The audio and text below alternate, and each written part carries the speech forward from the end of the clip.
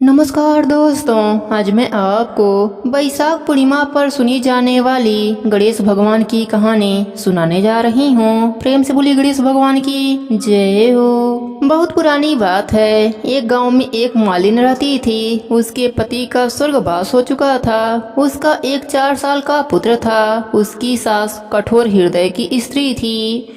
वह बहू को बहुत तकलीफ देती थी। एक दिन सास बहू और पोते को घर से निकाल दिया। वह दोनों रोते हुए चलते चलते एक जंगल में पहुंच गए।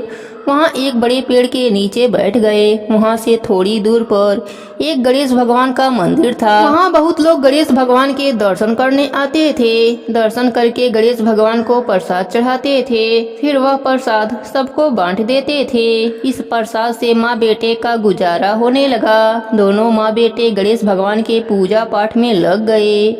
एक दिन उन्होंने सोचा क्यों ना हम भी जंगल से फूल लाकर बेचें। वह रोज जंगल से फूल लाकर उसकी माला बनाकर बेचने लगे। साथ में पूजा की सामग्री और प्रसाद भी बेचने लगे। इससे उनको आमदनी होने लगी। गणेश भगवान की कृपा से आमदनी बढ़ने लगी। जल्दी ही उन्होंने एक मकान और एक दुकान बना लिया। एक दिन उसी नगर की राजा की बेटी मंदिर में पूजा करने आई। मालिन के बेटे को देखकर राजकुमारी उस पर मोहित हो गई और वह उससे विवाह करने की सोचने लगी। उसने अपने भाभी से अपने मन की बात कही। भाभी अनुभवी थी। उसने कहा, यह तो मालिन का बेटा है और तुम एक राजा की बेटी हो। यदि तुमने उससे विवाह किया तो तुम्हारी बहुत बेइज्जती होगी। पर राजकुमारी अपने बात पर अड़ी रही। उसने कहा, मैं तो प्रतिज्ञा कर लिया है कि उसी से विवाह करूंगी। भाभी महल जाकर सारी बात राजा को बताई। राजा ने मना नहीं किया और विवाह के लिए तैयार हो गए। उन्होंने बड़े धूमधाम से बेटी का विवाह मालिन के बेटे के साथ करवा दिया।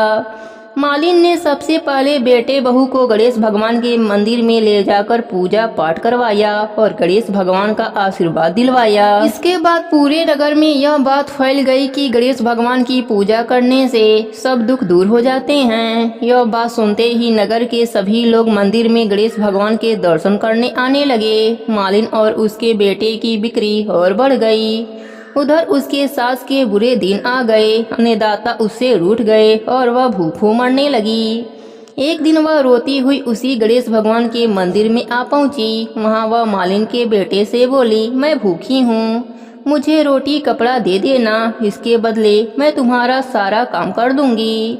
लड़के को दया आ गई और वह उसे काम पर रख लिया। उसने अपने दादी को नहीं पहचाना। जब मालिन घर आई तो उसने अपने सास को पहचान लिया। सास से बोली, सासू जी आप यहाँ कैसे? सास ने पोते के तरफ इशारा करके बोली, मेरा इस सेठ के वहाँ नौकरी लग गई है।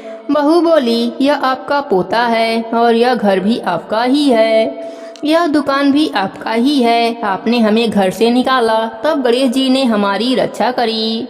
बहू की बात सुनकर सास बोली, मेरी करनी मैंने भोग लिया।